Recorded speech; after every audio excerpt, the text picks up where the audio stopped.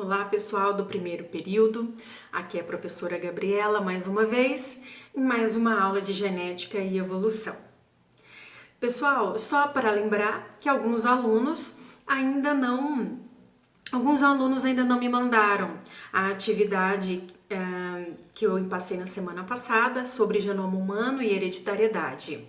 Sim, a atividade ela tem uma data limite de entrega para até o dia 9, mas só relembrar quem ainda não pegou, quem ainda não começou, para fazer essa atividade não se esquecer e perder o prazo, tá? Todas as atividades em que o aluno perde o prazo, eu até aceito com atraso, mas aí perde ponto por conta disso, tá? Então, não vamos nos atrasar para as entregas das atividades através das nossas aulas remotas, ok? Pessoal, a nossa aula de hoje, ela falará sobre a estrutura química do DNA. Bem, o DNA e o RNA, eles estão dentro de uma classe de compostos orgânicos chamados ácidos nucleicos. E os ácidos nucleicos, eles são formados por átomos de carbono, por átomos de hidrogênio, de oxigênio, nitrogênio e fosfato. Bem, o DNA, ele nada mais é que um polímero de nucleotídeos. E esse polímero de nucleotídeos, ou seja, esses milhares de nucleotídeos que formam o DNA, eles formam todo o material genético de todos os seres vivos. E neste material genético, no DNA desses seres vivos, é que contém todas as informações para a execução de todas as atividades celulares. Bem, o que são, então, esses polímeros de nucleotídeos que vão formar o DNA? Bem, aqui no slide 120 da nossa apostila, ele traz detalhadamente para nós. Cada nucleotídeo, ele é formado por uma base nitrogenada, um açúcar, sendo que esse açúcar, ele é uma pentose. Se tratar de um DNA, é uma desoxirribose, ou se tratar de um RNA, por uma ribose, e um grupo fosfato. Então, em resumo, cada nucleotídeo ele é formado por uma base nitrogenada, por um açúcar e por um grupo fosfato. E isso são compostos químicos, como vocês podem ver, que eles vão se ligar. Nós não vamos entrar nesses detalhes porque isso é química, tá? Isso não é o objetivo dessa aula, mas eu quero que vocês observem que há uma ligação, tá? Desses compostos químicos, da base nitrogenada, do açúcar e do grupo fosfato. Então, cada grupo desse forma um nucleotídeo. E o DNA, ele é formado pelo quê? O DNA, ele é formado por milhares desses nucleotídeos. Para a gente poder compreender melhor sobre a estrutura química do DNA, existe uma comparação que pode facilitar o nosso entendimento. Bem, nossa, que coisa maluca, né? O DNA é formado por um polímero de nucleotídeos e um nucleotídeo é formado por um fosfato, uma base nitrogenada e uma pentose. Que loucura! Bem, o seguinte, gente, vamos pensar, vamos comparar com um trem, tá? Então, nós temos dois trens, tá? Um trem vai ser o DNA e o outro trem vai ser o RNA. O trem, ele não é formado por vagões, né? Ele é formado por uma somatória de vagões. Cada vagão é um nucleotídeo, tá? Então, isso é muito importante. Aquele conjunto, a união de vários nucleotídeos vai formar o meu trem inteirinho. Então, o trem inteirinho, ele pode ser uma molécula de DNA ou de RNA, e os vagões são as moléculas, são os nucleotídeos. Então, vagões são os nucleotídeos e o trem inteirinho é o meu DNA ou RNA. E o que vai diferenciar uma molécula de DNA para uma molécula de RNA? Bem, como eu já disse para vocês, a diferença vai estar bem lá na pentose, tá? Se se tratar de um DNA, essa molécula é formada por uma pentose que contém a desoxirribose, um açúcar desoxirribose. Mas se se tratar de um RNA, essa molécula ela é formada por um açúcar formado de ribose. E como diferenciamos um nucleotídeo do outro? Bem, na nossa comparação, nós vimos que o trem, a molécula de DNA, ela é formada por diferentes nucleotídeos. Ou seja, o DNA, ele tem vários nucleotídeos, da mesma forma que o trem é composto por vários vagões. Ok. E nós já falamos se tratar de uma molécula de DNA, no caso, a pentose, que é o açúcar, se for DNA, vai ser uma pentose que contém a desoxirribose, e se for RNA, contém a pentose de ribose. Ok, mas como que nós vamos diferenciar um nucleotídeo de outro? Como que nós vamos diferenciar um vagão do outro? Porque há vagões diferentes nesse trem. Bem, o nucleotídeo ele é formado então por um grupo fosfato, por uma pentose e por uma base nitrogenada. E é na base nitrogenada que a diferença ela existe. Lá na nossa comparação com os vagões do nosso trem, nós vamos comparar aqui. O grupo fosfato seriam as rodas desses vagões. A pentose seriam a cobertura, né? Toda a estrutura do vagão. E as bases nitrogenadas seriam as cores desses vagões. Então, cada vagão do nosso trem tem uma cor diferente. Quantas opções nós temos? Nós temos 4 opções de cores diferentes, ou seja, nós temos 4 bases nitrogenadas diferentes, que no caso é a adenina e a guanina, a timina e a citosina. Essas moléculas elas vão se ligar, tá? E eu vou mostrar isso para vocês. Então,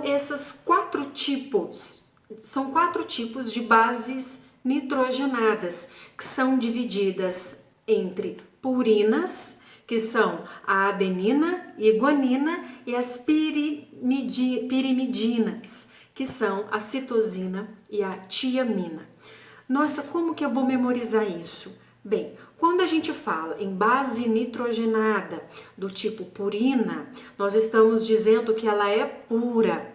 E quando eu digo que algo é puro, o que eu lembro? Qual o composto na natureza que é puro? A água. A água, ela contém as letras A e G. Então, as bases nitrogenadas purinas, elas são formadas pelas moléculas de adenina e guanina, tá? A, G. E as moléculas de pirimidinas, as bases nitrogenadas pirimidinas, elas são formadas pela citosina e a timina, tá? E agora eu vou mostrar para vocês nesta imagem um exemplo de uma base nitrogenada formada pela molécula de adenina, representada pela letra A base nitrogenada formada por guanina, representada pela letra G, a base nitrogenada formada pela molécula de citosina, representada pela letra C, e a base nitrogenada formada pela molécula de timina, representada pela letra T. Então, pessoal, a frequência e a quantidade de nucleotídeos, ela vai variar de espécie para espécie. E essa frequência e essa quantidade de nucleotídeos que vai diferenciar você de uma samambaia, que vai diferenciar você de um protozoário, que vai diferenciar você de um animal, de um réptil, por exemplo. Tá? Então, a frequência e a quantidade desses nucleotídeos vão diferenciar as espécies e vai fazer você não ser idêntico ao seu irmão. Bem, mas como então que esses nucleotídeos eles vão aparecer no meu DNA, na minha grande e complexa molécula de DNA? como que o nosso trem ele vai dispor os seus vagões. Quais são as sequências das cores desses vagões? Qual cor vem primeiro? Qual cor vem depois? Então é isso que nós vamos ver agora. E nesta imagem eu peço que vocês observem as moléculas de fosfato se ligando às pentoses e estas, por sua vez, se ligando às diferentes bases nitrogenadas. E na próxima imagem, vocês estão vendo a estrutura do DNA sendo apresentada através de uma dupla hélice, ou seja, há duas hélices que se unem e formam toda essa estrutura do DNA. E cada base nitrogenada, ela é ligada por pontes de hidrogênio. Tá? Então, observem que toda essa estrutura do DNA, ela se parece com uma escada em caracol, tá? Em que nós temos duas fitas pela parte externa e essas duas fitas representam o corrimão da escada e as bases nitrogenadas vão representar os degraus. E é uma escada helicoidal, né? Uma escada caracol. Viu? Então, é desta maneira que a estrutura de DNA ela se apresenta, tá? Em que o corrimão desta escada ele é formado basicamente pelas moléculas de fosfato e pelas pentoses, e os degraus são formados pelas bases nitrogenadas. Ou seja, a estrutura do DNA ela é formada por duas fitas, ou seja, duas cadeias de nucleotídeos. E estes nucleotídeos são ligados através de pontes de hidrogênio. Então, nós temos as duas fitas que compõem a estrutura do DNA. Essas fitas, elas são formadas basicamente pelos grupos fosfato e as pentoses. E aqui nós teremos a ligação das bases nitrogenadas através de pontes de hidrogênio. E assim nós temos a formação da fita do DNA, que ela encontra-se enrolada, né? Ou seja, em posição helicoidal. Bem, e essas bases nitrogenadas, elas podem se ligar de qualquer jeito, tá? Ou seja, se elas forem se ligar aqui de qualquer jeito, eu vou conseguir fechar o meu zíper? Não, porque existem ligações perfeitas aqui de cada dentinho para que eu consiga fechar o meu zíper. Com o DNA é a mesma coisa. Tá? Lembrar que na nossa comparação aqui, essas duas fitas, tá? Cada fita é formada por grupos fosfato e as pentoses, tá? E aqui nós temos as bases nitrogenadas, né? Todas aqui sendo ligadas através de pontos de hidrogênio, tá? E a nossa estrutura de DNA, ela está em posição em formato helicoidal. E essas bases nitrogenadas, elas precisam se parear, tá? Em uma combinação perfeita. Como assim? A adenina, ela só se liga com a timina. E a molécula de guanina só se liga com a citosina. Mais uma vez, a molécula de adenina só se liga com a timina, ou vice-versa, timina e adenina, adenina, timina. E a guanina só vai se ligar com a citosina, ou vice-versa, em que a citosina só se liga com a guanina. Nossa, como eu vou memorizar isso? Quando eu aprendi genética, e eu sei que eles usam isso até hoje, a gente decora nome de artistas, ou seja, Agnaldo Timóteo Gal Costa, em que a adenina, que é representada pela letra A, se liga à timina, que é representada pela letra T, e a guanina, representada pela letra G, somente vai se ligar à citosina, que é representada pela letra C. Agnaldo Timóteo Gal Costa. E importantíssimo aqui destacar que para a composição de qualquer organismo, eles são formados, nós somos formados pela mesma quantidade de adenina com timina e a mesma composição de guanina para citosina. Então, se disserem em alguma questão que um organismo ele é formado por 30% de adenina, isso significa dizer que aquele organismo também tem 30% de timina. Se 30% de adenina com mais 30% de timina, ou seja, nós temos aí 60% de composição de duas bases nitrogenadas. Quanto que sobrou para dar 100%? 40%, sendo então 20% de composição de guanina para 20% de composição de citosina.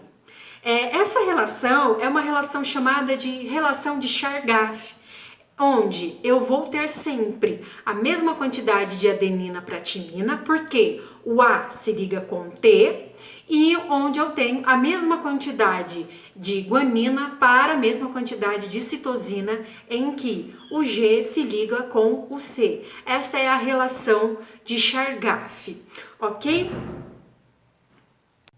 Outro ponto muito importante para ser destacado é que as bases nitrogenadas representadas pela adenina e a guanina, elas são bases púricas ou purinas, enquanto que as bases nitrogenadas citosina e timina, elas são as bases pirimídicas, tá? Ou pirimidinas, ok? Nossa, como eu vou memorizar isso?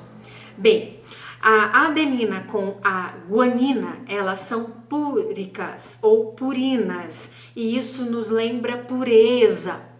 Qual o elemento da natureza que mais nos aproxima desta pureza? Qual a substância pura que nós encontramos na natureza ainda, né? A água, tá? Então, água, nós temos as letras A e G, ou seja, adenina e guanina.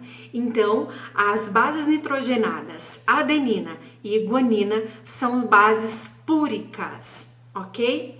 Enquanto que a citosina e a timina são bases pirimídicas, certo? Bem, informações, né? O conhecimento sobre DNA, nós vamos parar por aqui. E a próxima aula eu vou só dar uma pequena retomada sobre DNA e nós vamos falar mais sobre o RNA. Eu espero que tenha ficado claro, é um conteúdo um pouco complexo. Assistam a esse vídeo quantas vezes for necessário, tá bom?